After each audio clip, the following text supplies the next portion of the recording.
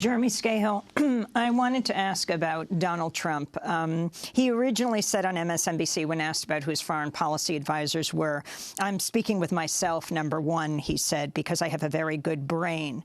But then with the Washington Post, he talked about his top foreign policy advisors and named Joseph Schmitz as one of them. Talk about who Joseph Schmitz is. Yeah, I mean, Joseph Schmitz was the Pentagon Inspector General under Donald Rumsfeld, and he didn't really inspect much of anything. He was a big cheerleader, actually, for many of the most kind of excessive policies of Rumsfeld and the Pentagon in the post 9/11 world.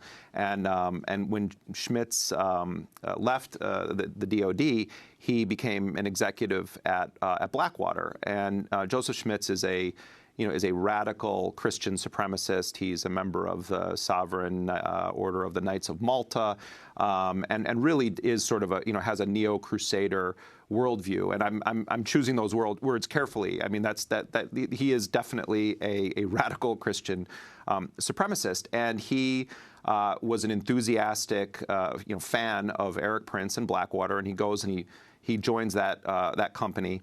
And this is a guy, though, who, when I was researching him for the Blackwater book, he wrote a series of letters to the editor of conservative newspapers, Washington Times and others in the 90s. He was a fanatical opponent of abortion. And in one of the letters, I actually want to quote this correctly because Joseph Schmitz threatened to sue me once. And, of course, he couldn't because everything I said was true.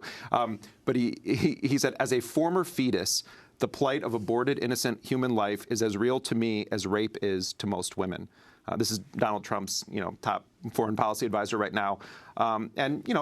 Joseph Schmitz is, in many ways in Washington, a total clown and a joke because of his insane worldview that has no bearing in the modern world, and yet he continues to get government contracts. He was getting paid by the Inspector General on Afghanistan under the Obama administration.